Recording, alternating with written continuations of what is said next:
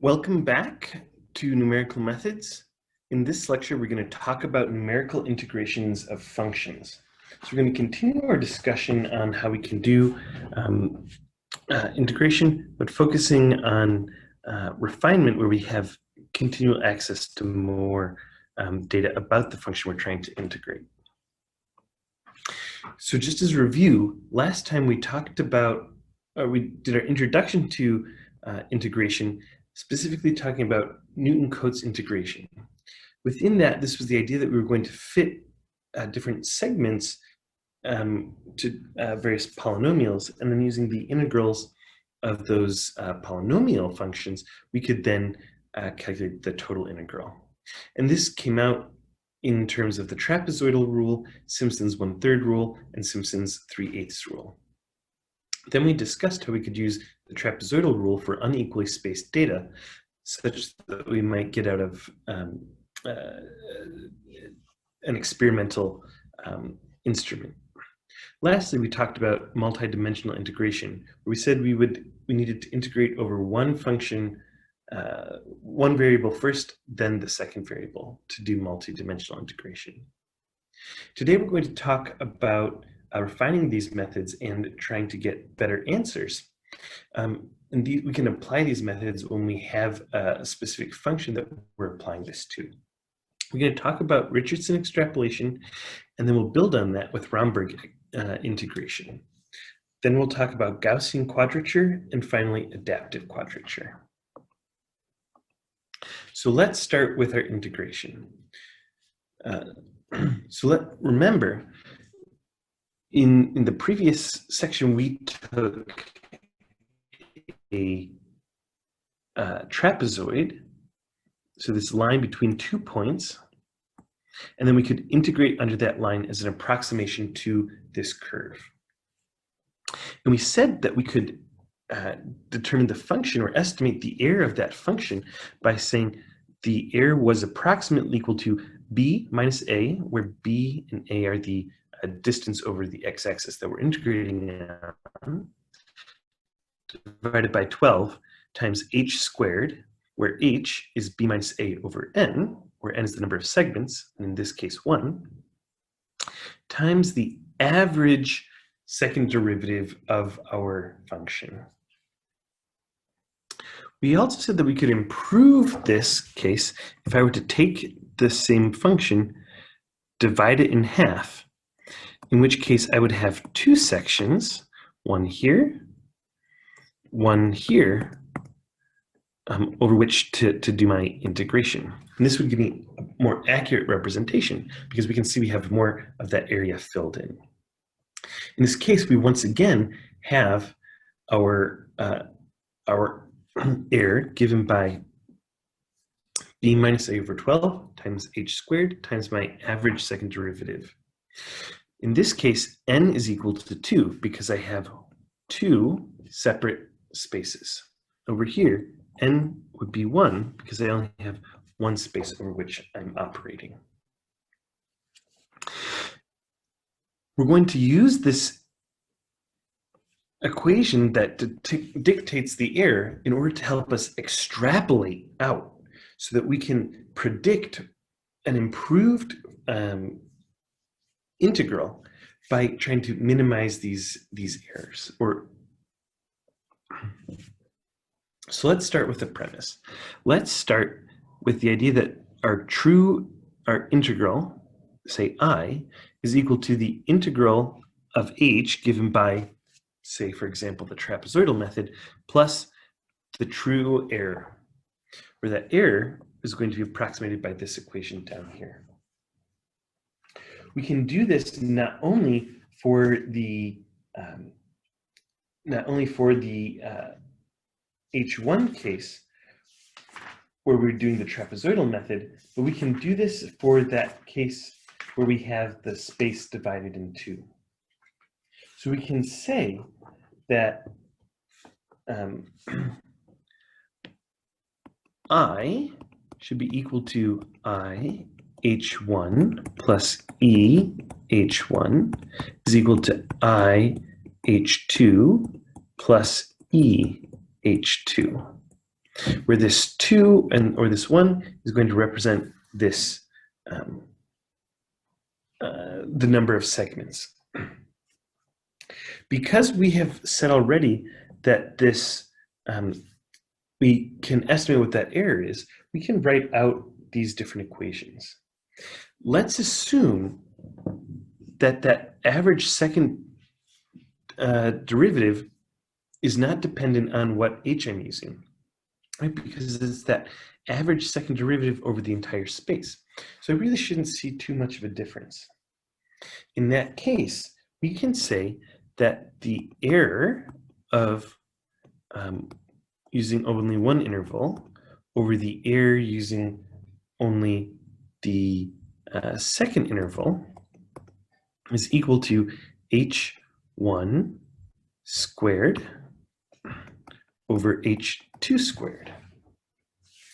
With this in hand, I can substitute this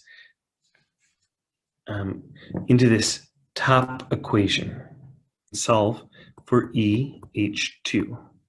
When we do this, we find that my estimated error for H2 is IH1 minus IH2 all over I minus H1 over H2 squared. Now we can go back and take this version of the equation and plug it in again.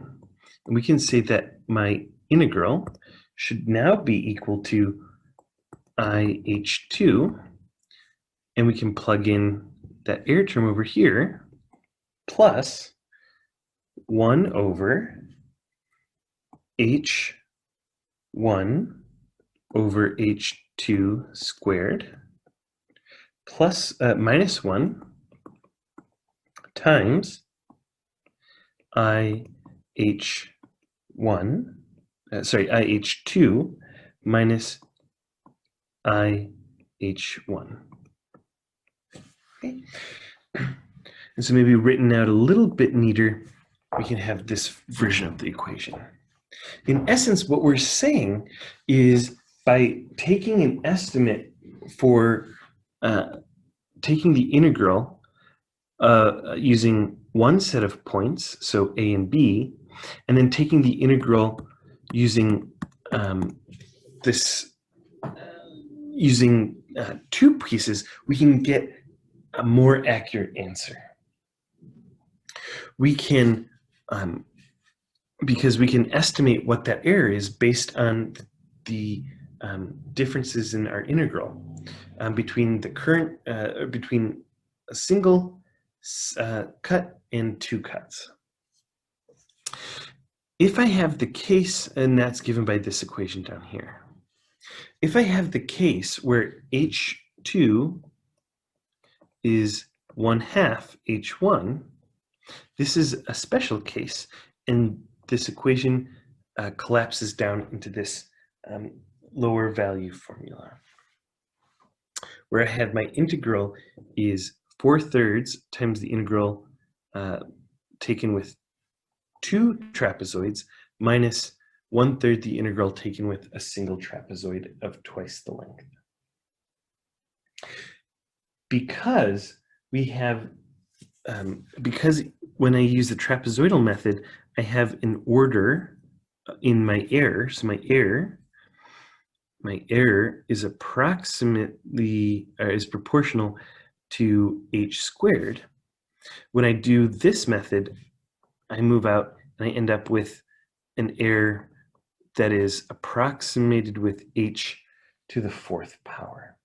So by taking two different order 2 error pieces and combining them together, I'm able to decrease my error significantly. We can do this, and this is called Richardson extrapolation. We can conduct Richardson extrapolation for multiple orders. So in the first case, when I cut the h size in half, I have 4/3 I hm, which can be that width, minus 1/3 I HL. Maybe I'll correct this down here. This should be an HL. HL. And in essence, I move from 2 order h squared errors to a single equation that has an order h to the 4th. I can do the same thing by moving out to a more refined method. Let's say I had 2 order h to the 4th estimates for my integral. I can combine them together using this equation.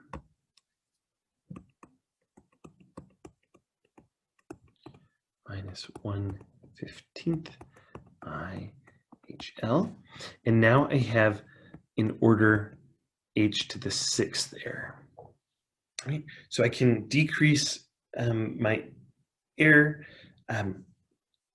by 2 orders of magnitude every time I do one of these combinations. So then I can take 2 order 6th integral errors. We can do Richardson extrapolation using this equation.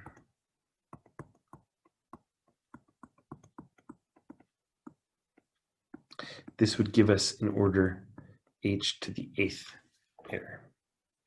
So every time I go through and do a combination using two integral estimations, I can get a much better estimate for what my true error is. So this whole concept is called Richardson integration or Richardson extrapolation. Let's put this into practice. Let's put this into practice using this equation that we had from last time. So once again, we have a 5th order polynomial that we want to integrate from 0 to 8. I've gone ahead and done piecewise trapezoidal method integration over several different segments. So here I have a single segment, 2 segments, and 4 segments. This gives me h's of 0.8, 0.4, 0.2. From last time, we were able to calculate using the cumulative trapezoidal method, the integral for each of these cases. Here, we had the integral of that over a single segment of only 0.17.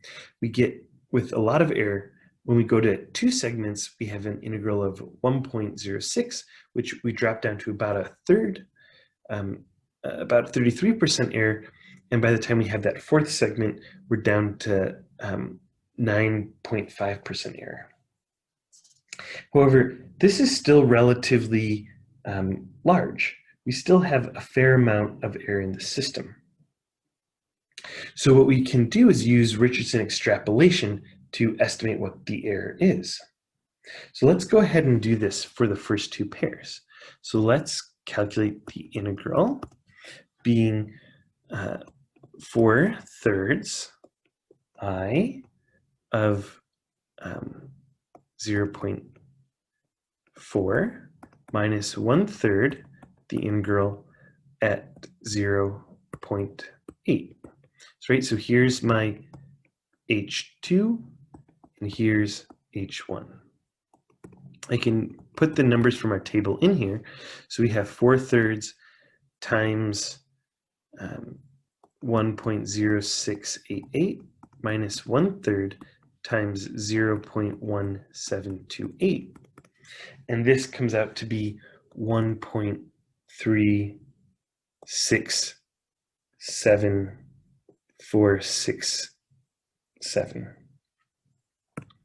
This has an error of 16.6%.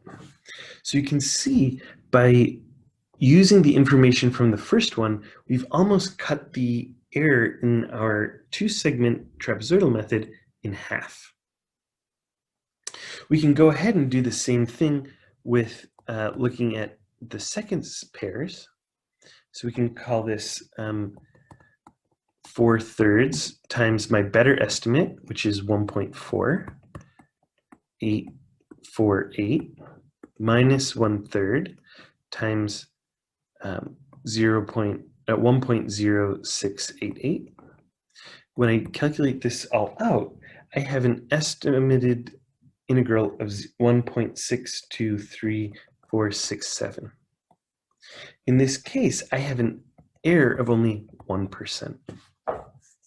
So using these numbers, I can extrapolate out what my integral should be, and I can very easily get these numbers.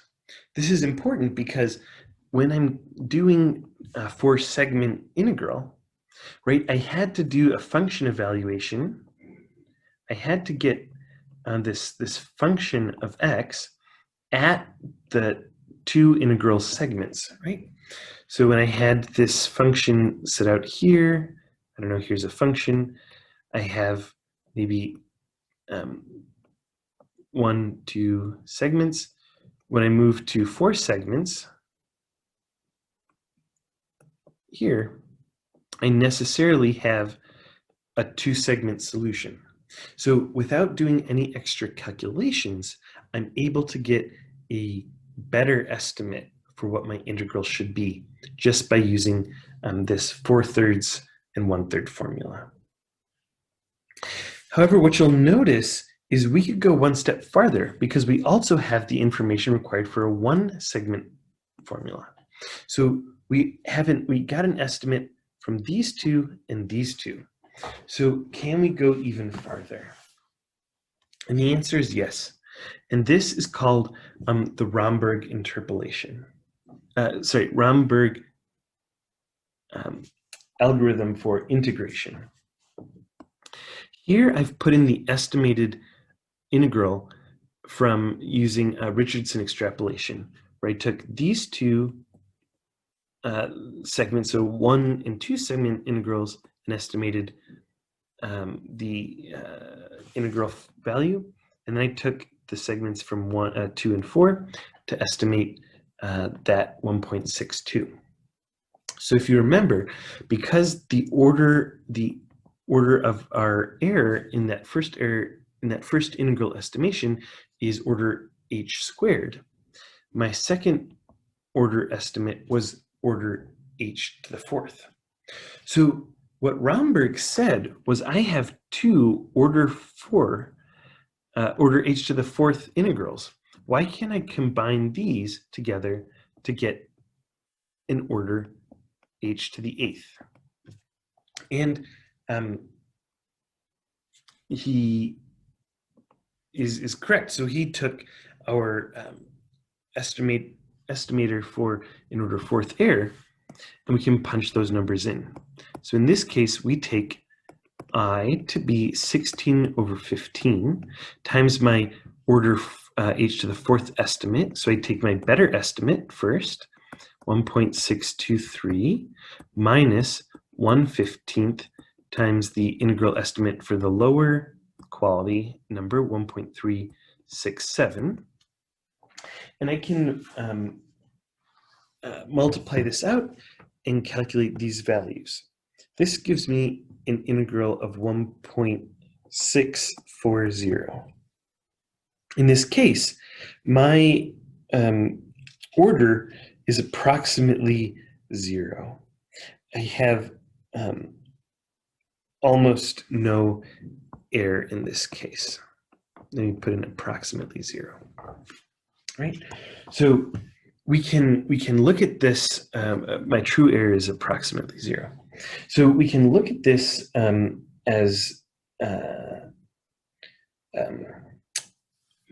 getting very rapidly to the very low error using information that I need for the 4th error. For my 4-segment integral estimation, anyways. Right? So just a reminder, we had all the information we needed for segment 1 when I do 4 segments, We had all the information I did for segment 2 when I did 4 segments. So there's no reason not to do the quick multiplication out in order to get that better error.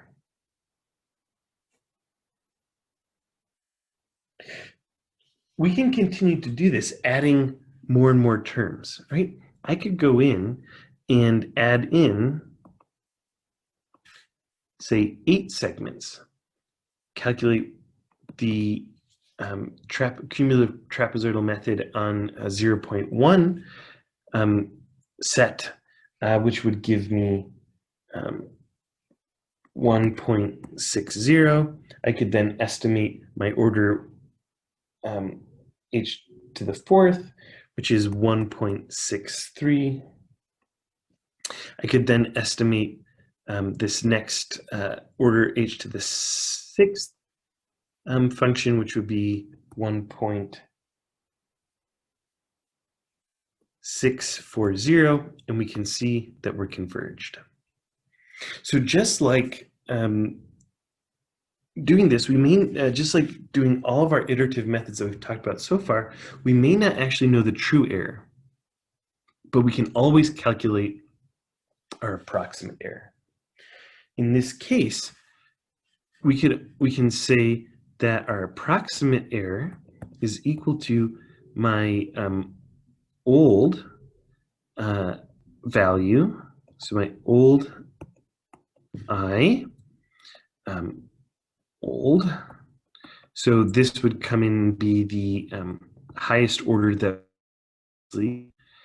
minus the new h all over, put absolute values, all over that new h times 100% if we want it in percent. This way, we can keep track and we can keep dividing our segments in half, in half, in half, in half, and we can get the accuracy of my integral to an arbitrary accuracy. I now want to talk about a second method for improving our accuracy of our integral estimation. This is called Gaussian Quadrature. This may not be as intuitive as our Richardson Extrapolation, but bear with me and I'll try to make it as clear as possible. So remember, we carried out the trapezoidal method by drawing a line between the 2 points A and B over which we wanted to integrate. And then we could take the area of that trapezoid. But what if we weren't bound by picking this point A and at this point f of A and f of B? What if we were to move this up so that we had a more even distribution of this function value both above that trapezoid and below that trapezoid? What I mean is, what if we pick this point x1 and x2 to draw the straight line? We would still integrate from A to B over the trapezoid made by the fit straight line and A and B, but this time we would end up with excess area above our function on the right and the left side that would perfectly balance out the area above that trapezoid in the middle. What we can do is we can say that there's some function that's going to be modified by these coefficients. So we have a C1 and a C2 that are going to be multiplied by our function values at x1 and x2. The issue here is it's unclear what C1, x1, C2, and x2 should be. What we're going to need to do is use some method to estimate what those are. We're going to do that using the Gauss-Legendre formula.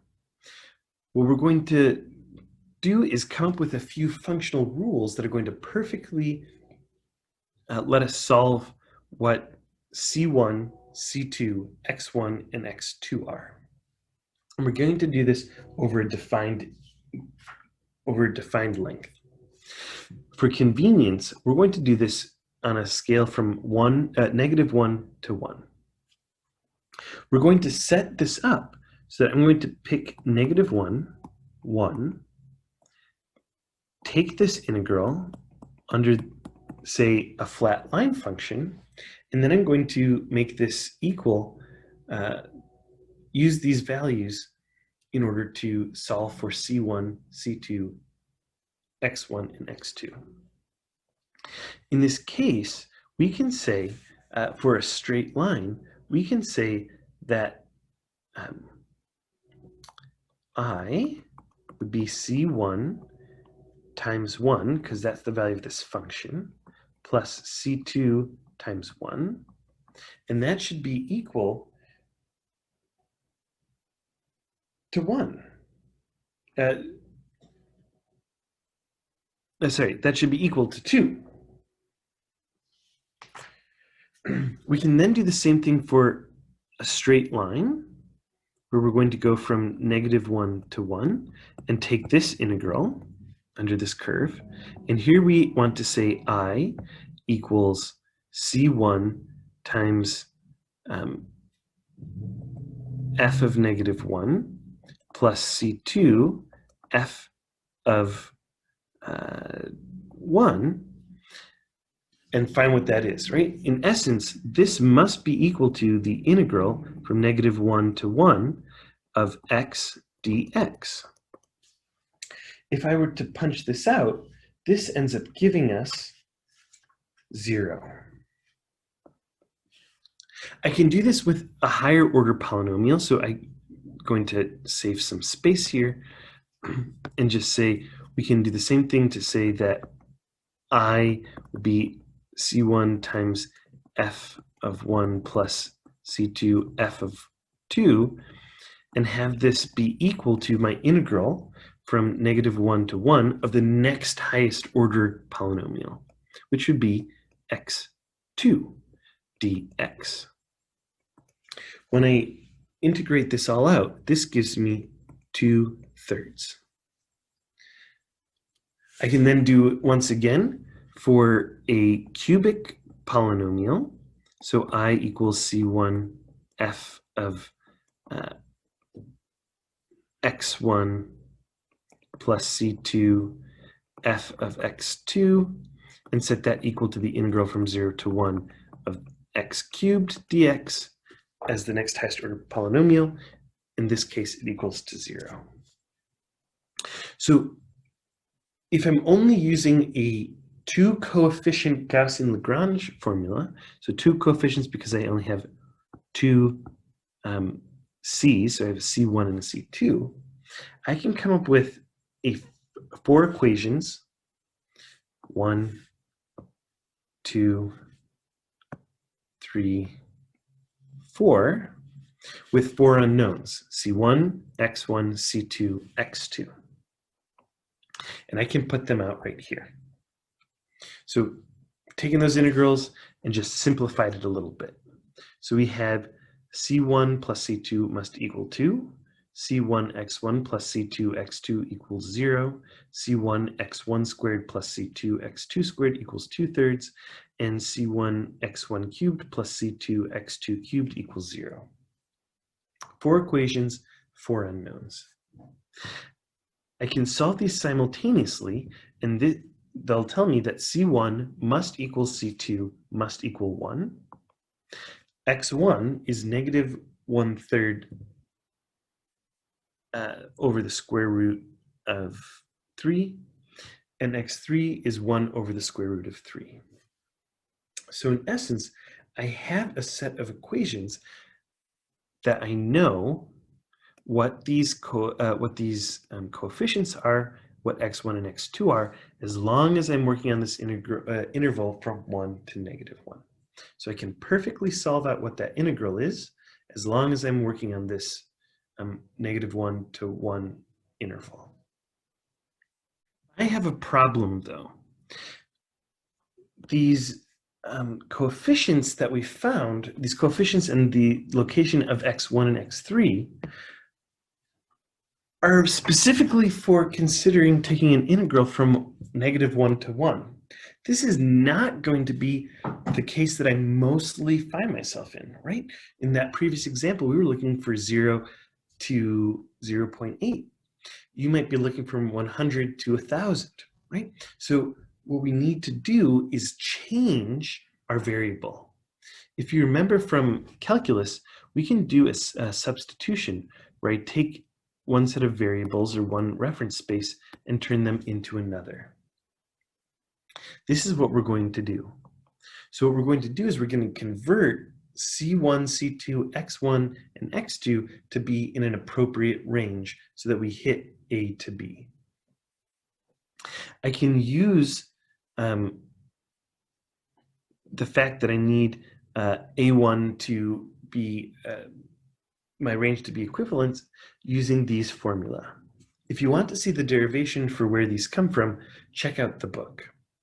In the end, we're going to transform each of these C's, so C1 and C2, into a new C using this equation where I take the old C times my B minus A range over 2, and then I can transform these X's here, so this -1 over the square root of 3 into a new X using this equation where X where I take the old X times B minus A over 2 plus B plus A over 2.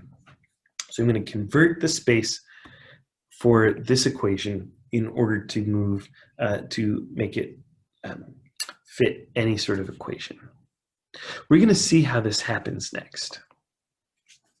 Let's once again use that same equation that we did for Richardson extrapolation, but now using the Gauss-Legendre formula.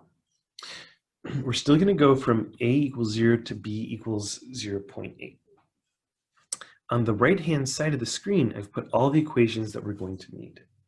So the first thing that we have to do is migrate from the migrate from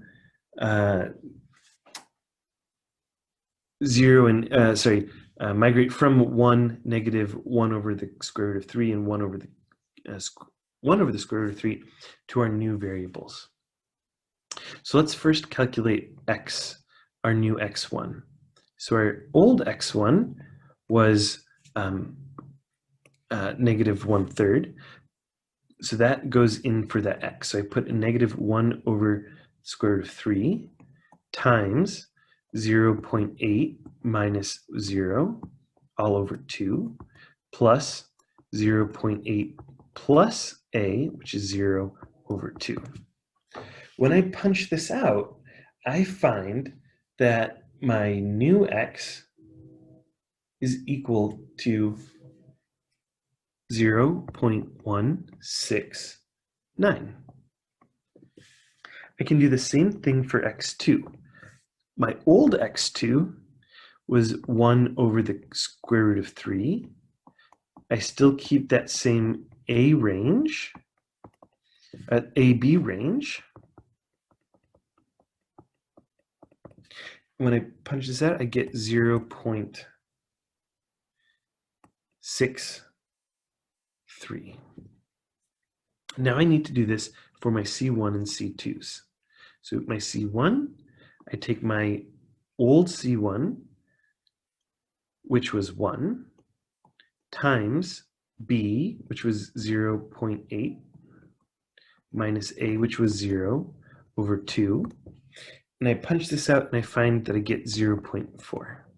And then of course C2 is equal to C1, but just for practice we can take C2, which was 1, over 0.8 minus 0 over 2 equals 0.4.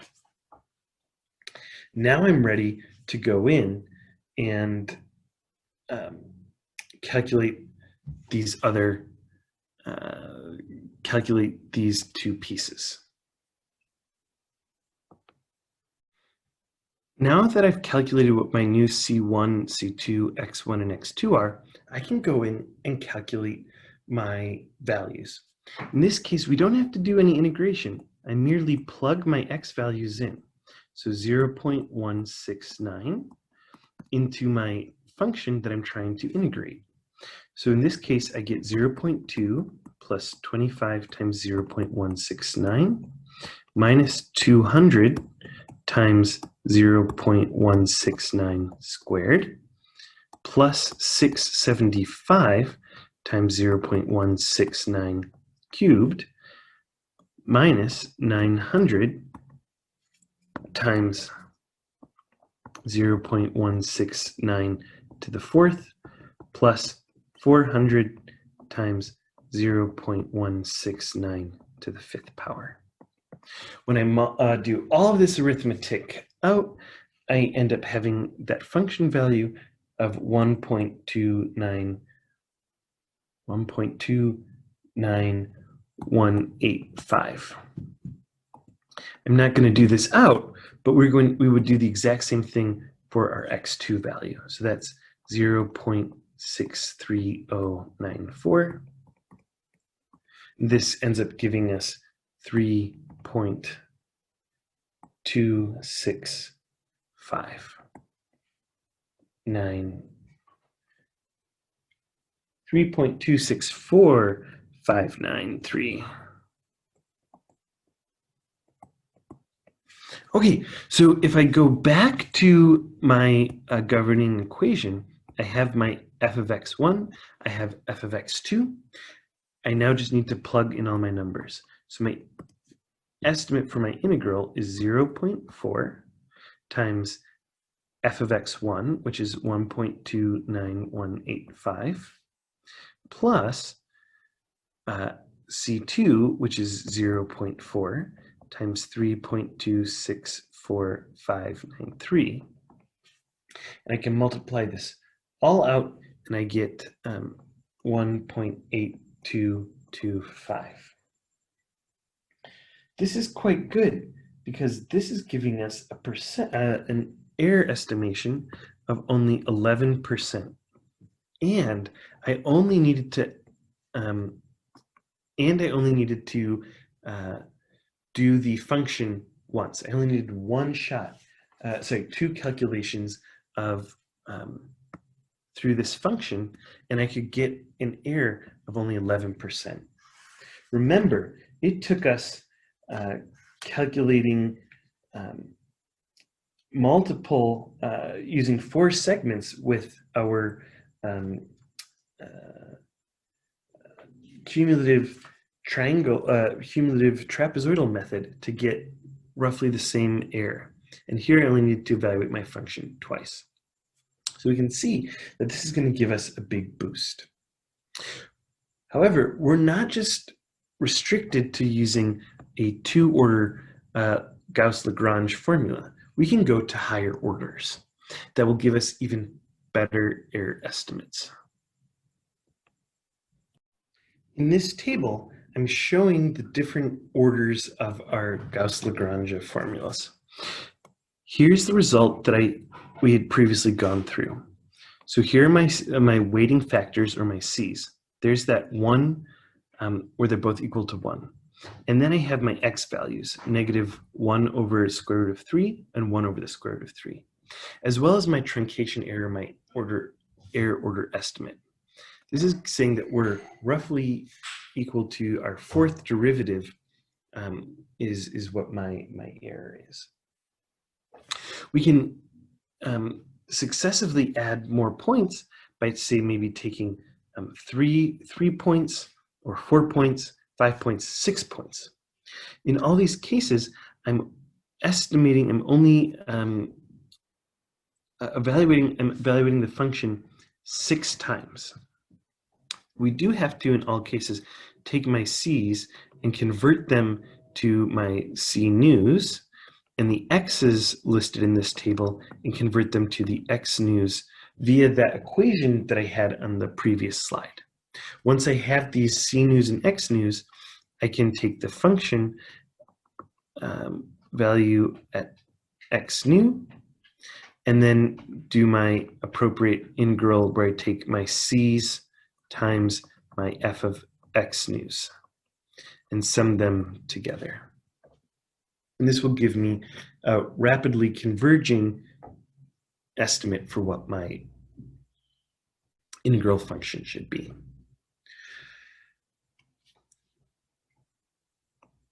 The last thing that I want to talk about is adaptive quadrature.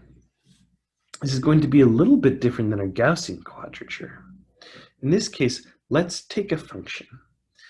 It may be relatively flat here, but then start having very large oscillations out at the end cases. Where this can come in is, so far we've talked about methods where I divide up evenly. So I would take, evenly spaced segments, so 1, 2, 3, 4. And then if I want to improve my accuracy, I would need to divide each of these spaces up in half. Well, you'll notice instantly that in segments 1 and 2, I don't gain anything, right? This is very flat. Same thing here. I wouldn't really notice any difference in my accuracy. What we would notice is gaining a large amount of accuracy in dividing up segments 3 and 4. So we need a way to determine if if I need to look at a certain area, and 2, if I do look at a certain area, how do I want to divide that up? And this is governed by adaptive quadrature. Whoops. Let me add that line back in.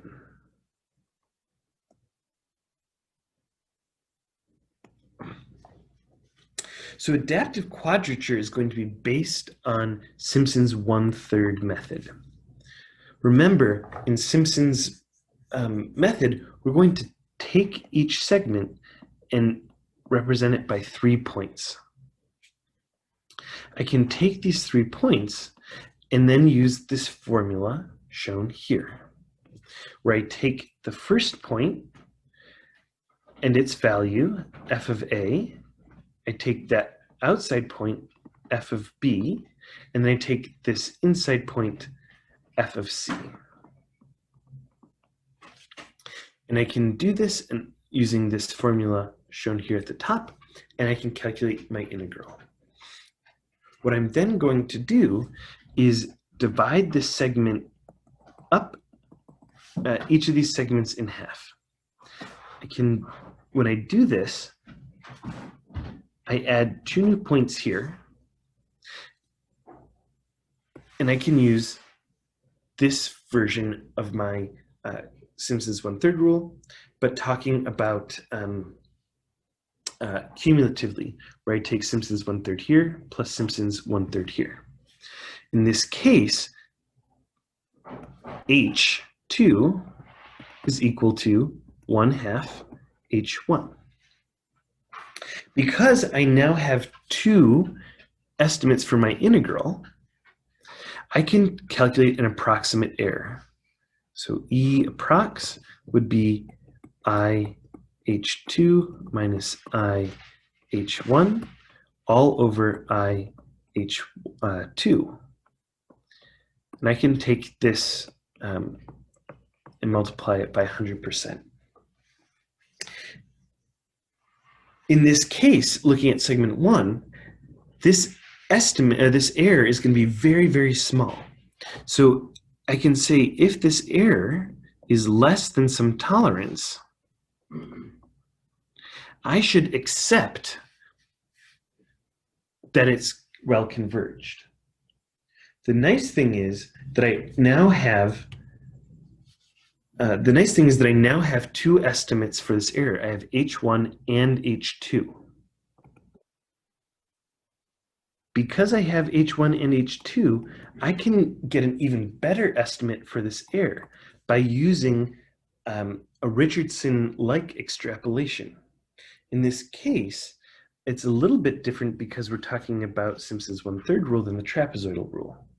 It's going to be, our new estimate is I of HM minus 1/15 I HL minus I HM. In the case of segment 1, that's what's going to go in here. In the case of segment 2, it's probably going to be the same, because if I look at this case where I have take a parabola here and a parabola here, I'm probably going to not get too much of a better estimate than taking a parabola shown right here.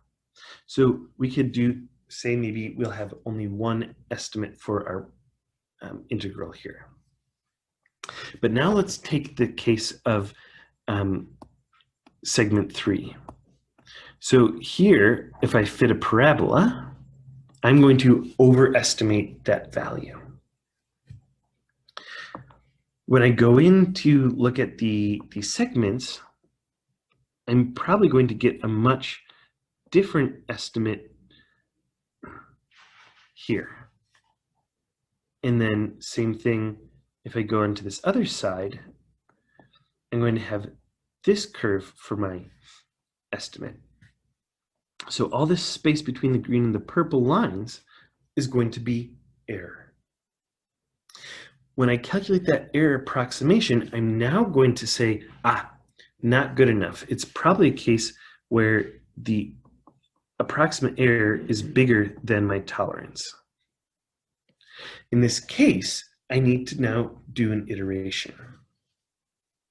I'm going to erase some of this data just to get a little bit more space to write everything out.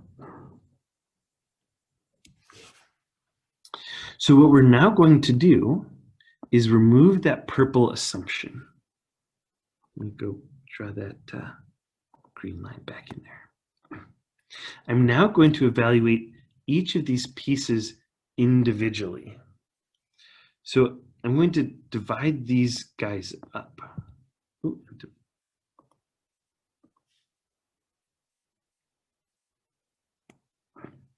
So I'm going to look at this segment. I'm now going to go in and fit these two spaces. So I'm going to take the integral on just the green line, and then two parabolas fit there in the blue line. So the green on that subsection would be my I1, and the blue or cyan would be my I2. Right? And so it can now calculate on these two subsections. I can calculate, see whether my error for this new subpiece is below a given tolerance by looking at the integral from H1 and my integral from H2. If I end up having a large error, I'm going to divide that blue segment. And I don't have to divide each blue segment. I could, maybe if that top blue segment is good, I'll leave it. But maybe this this lower blue segment isn't good. I can subdivide and subdivide. In these cases, I'm only going to be doing these more intensive quadratures or these more intensive estimations on the segments that are highly curving and are not well defined at each iteration. By doing so, I end up saving myself a lot of time and effort by focusing my computational power in areas where I have high curvature. I'm not going to go through this because it gets very tedious very quickly, and you just end up doing these iterations one after another. But this hopefully conveys to you the idea of going in and doing dividing our subsegment by subsegment again and again, such that we can hone in on a good estimate. Once each of these pieces is converged, though, I start taking them and I'm adding them together. So once I know what this I'm convinced that this subsegment is converged, I say that's done, and I move on to the next subsegment to check to see if it's converged, then the next, then the next, then the next, and the next, and then I can go in and sum them all together to get my total I as the sum of all of my subpieces. Remembering, of course, that each subpiece may not or likely will not be the same size. So this is going to round out our discussion of functional evaluations from integrals, and is the last of the methods we'll discuss today.